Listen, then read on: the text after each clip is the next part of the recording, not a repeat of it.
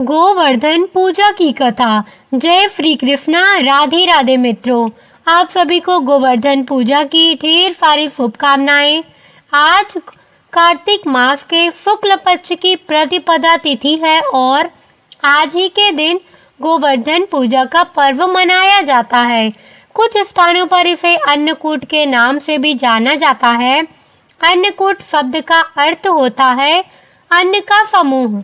विभिन्न प्रकार के अन्न को समर्पित और वितरित करने के कारण ही इस उत्सव या पर्व का नाम अन्नकूट पड़ा। अन्नकूट या गोवर्धन पूजा भगवान श्री कृष्ण के अवतार के बाद द्वापर युग से प्रारंभ हुई। इसमें हिंदू धर्म के लोग घर के आंगन में गाय के गोबर से गोवर्धन नाथ जी की प्रतिमा बनाकर उनका पूजन करती हैं। उसके बाद गिरिराज भगवान को प्रसन्न करने के लिए उन्हें अन्नकूट का भोग लगाया जाता है। इस दिन अनेक प्रकार के पकवान मिठाई से भगवान को भोग लगाया जाता है। इस दिन धन दौलत गाड़ी अच्छे मकान के लिए श्री कृष्ण जी और माता लक्ष्मी को प्रसन्न किया जाता है ताकि नौकरी या व्यापार में खूब तरक्की मिल सके। तो आज मैं आपको सुना रही हूँ गोवर्धन पर्व की बड़ी ही दुर्लभ कथा। तो इन कथाओं को बड़ी ही श्रद्धा और प्रसन्नचित मन से पूरा अवश्य सुनिएगा। इन कथाओं को सुनने से मनुष्य की सभी मनोकामनाएं पूर्ण हो जाती हैं। भगवान की गोवर्धन लीला के समय जब इंद्रदेव वर्षा और विनाश का तांडव करके थक गए, वह वृंदावन और वृंदावन वासियों का कुछ भी अहित नहीं कर पाए। तब वह बहुत लज्जित हुए। वह भगवान की लीला और उनकी भक्ति को पहचान चुके थे। उनका अभिमान चूर चूर हो चुका था। वह भगवान से अपने कृत्य के लिए क्षमा मांगने की सोच रहे थे, किंतु साहस नहीं कर पा रहे थे। तभी आकाश मार्ग में तेज प्रकाश उत्पन्न हुआ और घंटियों की मधुर ध्वनि गूंजने लगी। कुछ ही देर में गौ माता सुरभि वहां प्रकट हुई और इंद्र को संबोधित करते हुए बोली, हे देवराज, मैंने अब तक आपको गौ वंश का रक्षक ही समझा था, किंतु अब मेरा भ्रम टूट चुका है। आपने अपने अहंकार के कारण वृंदावन के पूर्ण गौ वंश को समाप्त करने के लिए अपनी पूरी शक्ति का प्रयोग किया है, किंतु धन्य है भगवान श्री कृष्ण जिन्होंने गौ वंश की ही नहीं समस्त वृंदावन वासियों की आपके कोप से रक्षा की। सत्य में तो वही गौ रक्षक हैं जिन्होंने गौ वंश के किसी भी प्राणी का तनिक भी अहित नहीं होने दिया। अतः मैं आपको गौ वंश का रक्षक मानने से इनकार करती हूँ। मैं जा रही हूँ वृंदावन की पावन धरती पर, जहाँ भगवान श्री कृष्ण अपनी लीला कर रहे हैं। मैं जा रही हूँ श्री हरि के चरणों की वंदना करने। ऐसा कहकर गौ माता सुरभि वृंदावन की ओर चल पड़ी। वृंदावन पहुंचकर गौ माता सुरभि भगवान श्री कृष्ण के सम्मुख प्रकट हुई। गौ माता को अपने सम्मुख देखकर भगवान कृष्ण अत्यंत प्रसन्न हुए। उन्होंने उनके आने का कारण पूछा। गौ माता सुरभि बोली, हे स्वामी, आप तीनों लोकों के पालनहार हैं। आज आपने अपनी लीला से वृंदावन के समस्त गौवंश की रक्षा की है। मैं आपके चरणों की वंदना करती हूँ। हे नाथ, आज मैं प्रसन्न हूँ। हे स्वामी, यूँ तो समस्त सृष्टि आपके संकेत मात्र से ही चलायमान है। आप ही समस्त सृष्टि के उत्पत्ति का कारण है। आप ही एकमात्र दाता हैं। समस्त संसार आप ही से उपभोग प्राप्त करता है, किंतु हे स्वामी, आज मैं आपको कुछ देना चाहती हूँ, कृपया कर उसे स्वीकार करें। तब भगवान प्रेम पूर्वक बोले, हे माता, आप मुझको अपने माता के समान ही प्रिय हैं। आप जो भी देंगी उसको प्राप्त करना मेरा सौभाग्य होगा। यह सुनकर गौ माता सुरभि अत्यंत प्रसन्न हुई और बोली, हे स्वामी, आपके इस संसार में अनेकों नाम हैं, किंतु आज मैं भी आपको एक नाम देना चाहती हूँ, कृपा कर उसे स्वीकार करें। तब भगवान श्री कृष्ण अत्यंत प्रसन्न होते हुए बोले, अवश्य माता, शीघ्र ही बताएं। गौ माता सुरभि बोली, हे नाथ, आपने समस्त गौवंश की रक्षा की है, इसलिए आज से आप गोविंद नाम से पुकारे जाएंगे। गोविंद नाम सुनकर भगवान श्री कृष्ण प्रसन्नता से झूम उठे और गौ माता सुरभि से बोले, हे माता, आपका दिया यह नाम अत्यंत सुंदर है। मैं इसको सहर्ष स्वीकार करता हूँ। मेरे जितने भी नाम हैं, उन सभी नामों में यह नाम मुझको सबसे अधिक प्रिय होगा। मैं आपको वचन देता हूँ कि आज से मेरा जो भी भक्त मुझको गोविंद नाम से पुकारेगा, उसके सभी दुख मैं स्वयं ही हरण करूँगा। भगवान और गौ माता सुरभि के मध्य यह वार्तालाप चल ही रहा था, तभी वहां देवराज इंद्र भी आ पहुंचे। उन्होंने भगवान से अपने अपराध के लिए क्षमा मांगी और गोविंद नाम से भगवान की वंदना की। भगवान ने प्रसन्न होकर इंद्र को क्षमा कर दिया। तत्पश्चात देवराज इंद्र और गौ माता सुरभि ने प्रभु से विदा ली। इस प्रकार मेरे ठाकुर जी का एक और नाम पड़ा गोविंद, क्योंकि भगवान श्री कृष्ण को गायों से विशेष स्नेह था। अतः सुरभि माता द्वारा दिया गया यह गोविंद नाम भगवान को अत्यंत प्रिय है। जो भी भक्त भगवान को गोविंद नाम से पुकारता है, भगवान उसकी प्रार्थना को इस प्रकार स्वीकार करती हैं जैसे गौ माता उनको पुकार रही हो। इसलिए भगवान के जिस भी भक्त को भगवान का आश्रय प्राप्त करना है, उसे जीवन के प्रत्येक क्षण में गोविंद गोविंद नाम रटते रहना चाहिए। आइए अब गोवर्धन पर्व की दूसरी कथा को सुनते हैं। कथा के अनुसार देवराज इंद्र को अभिमान हो गया था और इंद्र का अभिमान चूर करने हेतु भगवान श्री कृष्ण, जो स्वयं लीलाधारी श्री हरि विष्णु के अवतार थे, उन्होंने एक लीला रची। प्रभु की इस लीला में यूं हुआ कि एक दिन उन्होंने देखा कि सभी ब्रजवासी उत्तम पकवान बना रहे हैं और किसी पूजा की तैयारी में जुटे हैं।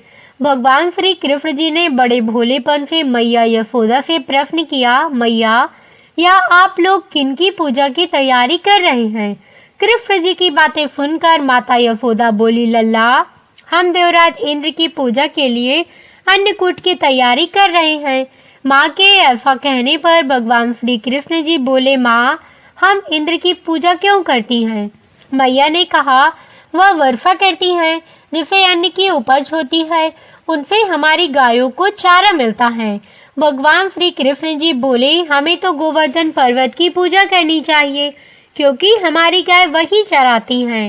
इस दृष्टि से गोवर्धन पर्वत ही पूजनीय है और इंद्र तो कभी दर्शन भी नहीं देती हैं। वह पूजा ना करने पर क्रोधित भी होती हैं। अतः ऐसे अहंकारी की पूजा नहीं करनी चाहिए। लीलाधारी की लीला और माया से सभी ने इंद्र के स्थान पर गोवर्धन पर्वत की पूजा की। देवराज इंद्र ने इसे अपना अपमान समझा और मूसलाधार वर्षा आरंभ कर दी। प्रलय के समान वर्षा देखकर सभी ब्रजवासी भगवान कृष्ण को कोसने लगे कि सब इनका कहा मानने से हुआ है। अब आइए श्रवण करती हैं आगे की कथा। तब मुरलीधर ने मुरली कमर में डाली और यह कनिष्ठा पर पूरा गोवर्धन पर्वत को उठा लिया और सभी ब्रजवासियों को उसमें अपनी गायों और अपनी ग्वाल बंसों और बछड़ों समेत शरण लेने के लिए बुलाया। इंद्र कृष्ण की यह लीला देखकर और क्रोधित हुए। फलता वर्षा और तेज हो गई। इंद्र का मान मर्दन के लिए तब श्री कृष्ण ने सुदर्शन चक्र से कहा कि आप पर्वत के ऊपर रहकर वर्षा की गति को नियंत्रित करें और शेषनाग से कहा कि आप मेड़ बनाकर पानी को पर्वत की ओर आने से रोकें। इंद्र निरंतर 7 दिन तक मूसलाधार वर्षा करते रहे। तब उन्हें लगा कि उनका सामना करने वाला कोई आम मनुष्य नहीं हो सकता।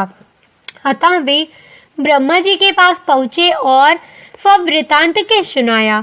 ब्रह्मा जी ने इंद्र से कहा कि आप जिस कृष्ण की बात कर रहे हैं, वह भगवान विष्णु के साक्षात अंश हैं और पूर्ण पुरुषोत्तम नारायण हैं।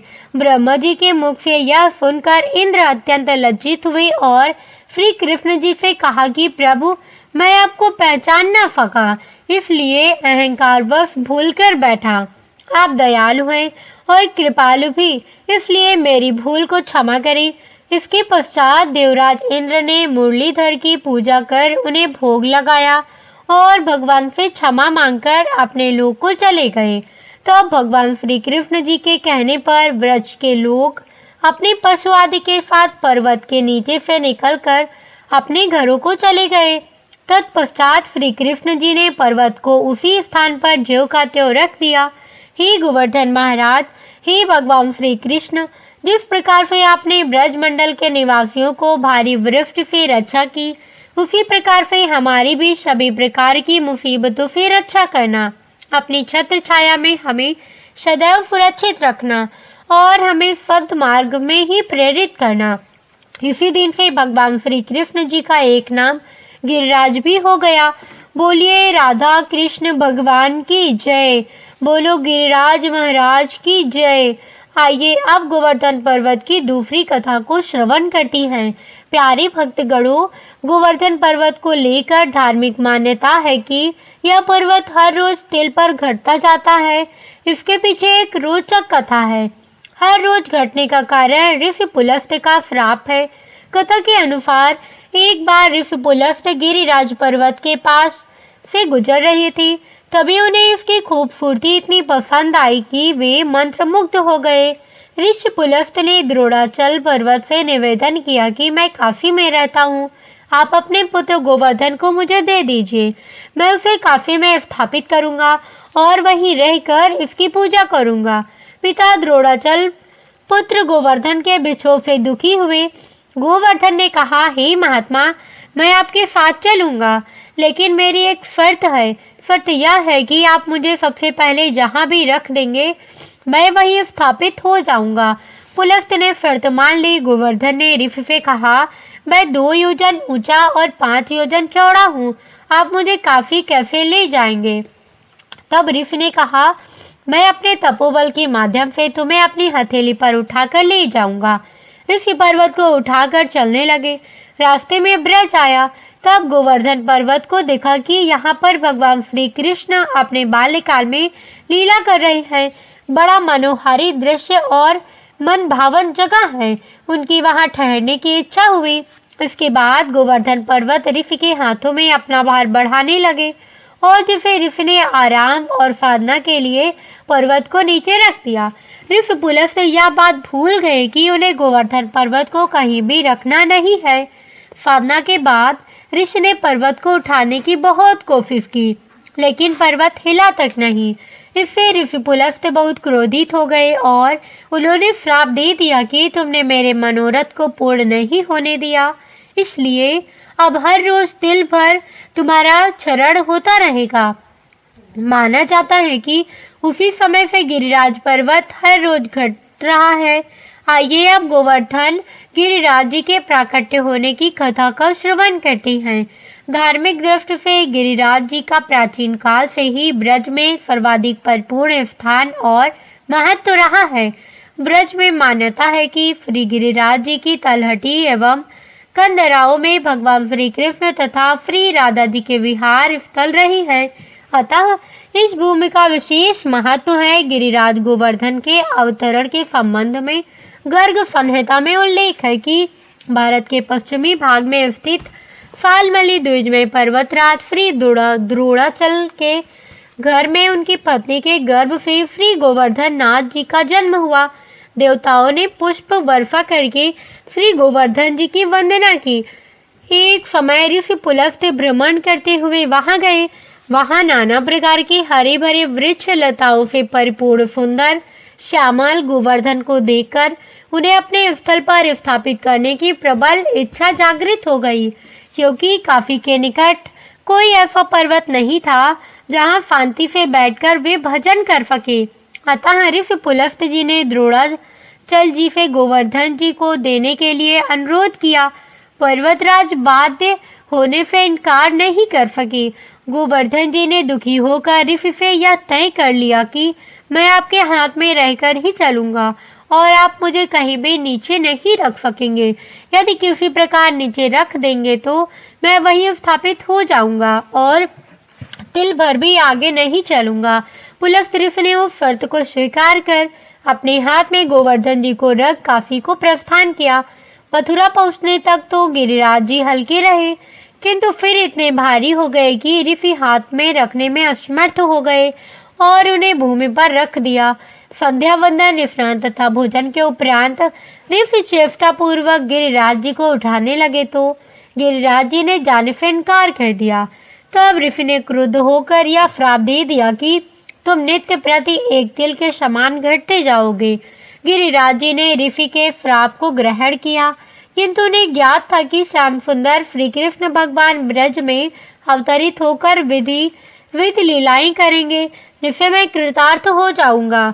वराह पुराण में बताया गया है कि भगवान श्री रामचंद्र जी की आज्ञा से श्री हनुमान जी उत्तरांचल से गोवर्धन जी को कंधे पर रख कर ला रहे थे तो देववाड़ी हुई कि समुद्र से सेतु बन गया है।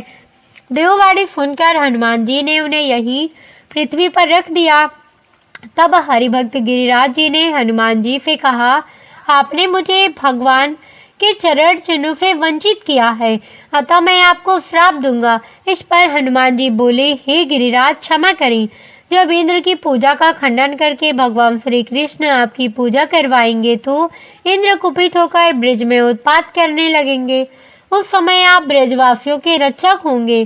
द्वापर के अंत समय में श्री कृष्ण जी का अवतार होगा, वे ही आपकी इच्छा की पूर्ति करेंगे। ऐसा कहकर हनुमान जी आकाश मार्ग से श्री राम जी के पास गए और उन्हें सारा वृतांत कह सुनाया। इस पर भी श्री रामचंद्र जी ने कहा, सेतु बंधन हेतु लगाए गए यह सब पर्वत मेरे चरण स्पर्श से विमुक्त हो गए, परंतु मैं गोवर्धन को अपने हस्त कटाक्ष तथा सर्वांग स्पर्श से पवित्र करूंगा। मैं गिरिराज पर्वत को अपनी उंगली पर उठाऊंगा। मैं वासुदेव के कुल में जन्म लेकर ब्रज में विविध लीलाएं करूंगा तथा गोवर्धन के ऊपर गौचार गोपियों के संग अद्भुत विलास आदि से उसे हरिदास श्रेष्ठ बना दूंगा। ब्रज में गोवर्धन मेरी लीलाओं के परम सहायक रूप में प्रसिद्ध होंगे। गोवर्धन की उत्पत्ति के बारे में गर्ग संहिता में इस प्रकार से भी कहा गया है कि जब देवताओं ने संताप के कारण प्रार्थना की तो श्री कृष्ण जी ने ब्रज के उद्धार हेतु अवतार धारण करने की इच्छाएं जताई। जब श्री कृष्ण ने श्री राधा जी को यह बात बताई तो वे बोली, मैं आपका वियोग एक पल भी नहीं सह सकती। इस पर श्री कृष्ण जी ने कहा कि मैं आपको संग लेकर ही ब्रज में अवतार धारण करूंगा।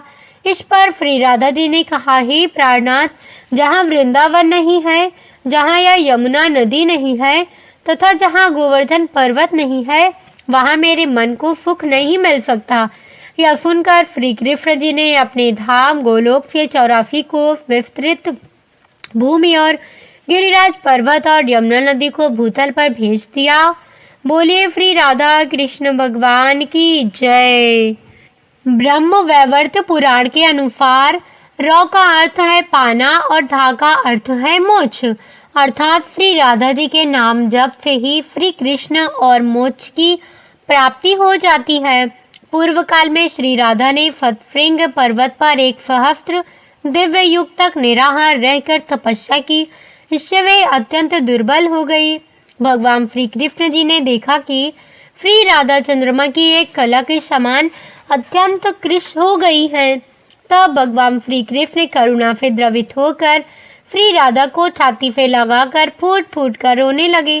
तब भगवान श्री कृष्ण ने श्री राधा रानी को वर देते हुए कहा, राधे, तुम्हारा स्थान मेरे वत्स स्थल पर है, तुम यही रहो। मुझसे तुम्हारी अविचल प्रेम भक्ति हो, सौभाग्यमान प्रेम गौरव की दृष्टि से तुम मेरे लिए सबसे श्रेष्ठ और सर्वाधिक प्रियतमा बनी रहो। संसार की समस्त युवतियों में तुम्हारा सबसे ऊंचा स्थान रहे। मैं सदा तुम्हारे गुण गाऊंगा, पूजा करूंगा। तुम सदा मुझे अपने अधीन समझो। मैं तुम्हारी प्रत्येक आज्ञा का पालन करने के लिए बाध्य रहूंगा। जैसे आभूषण शरीर की शोभा है, उसी प्रकार तुम मेरी शोभा हो। भगवान श्री कृष्ण जी कहते हैं, श्री राधा मेरी परम आत्मा है, मेरा जीवन है। श्री राधा से ही प्रेम प्राप्त करके मैं उस प्रेम को अपने भक्तों में बांटता हूँ। भगवान श्री कृष्ण जी की सेवा से ही श्री राधा जी ने सबसे अधिक मनोहर रूप, सौभाग्यमान गौरव तथा श्री कृष्ण के हृदय स्थल में स्थान पाया है। वृंदावन की लीला में लौकिक दृष्टि से तो श्री कृष्ण जी 11 वर्ष की अवस्था में ही ब्रज का परित्याग करके मथुरा आ गए थे।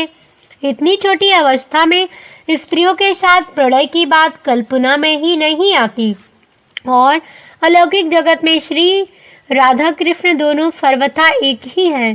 फिर भी भगवान ने ब्रह्मा जी को श्री राधा के दिव्य विग्रह का दर्शन कराने का वरदान दिया था। उसकी पूर्ति के लिए उन्होंने ब्रह्मा जी को एकांत वन में श्री राधा के दर्शन कराए और वहीं ब्रह्मा जी के द्वारा रसराज कृष्ण और महाभाग रूपी राधा की विवाह लीला भी संपन्न हुई। यह विवाहिता श्री राधा जी सदैव ही भगवान श्री कृष्ण के संग रहती है, अवश्य ही छिपी रहती है। केवल कृष्ण कृपा होने पर ही साधक को इस युगल जोड़ी के दुर्लभ दर्शन होती हैं। पौराणिक कथाओं के अनुसार राधा माता गौलोक में श्री कृष्ण जी के साथ निवास करती थी। एक बार देवी राधा गौलोक से कहीं बाहर गई। जब वापस आई तो देखा कि कृष्ण भगवान गौलोक में नहीं है। उस समय भगवान श्री कृष्ण अपनी एक सखी विराजा के साथ गौलोक में घूम रहे थे।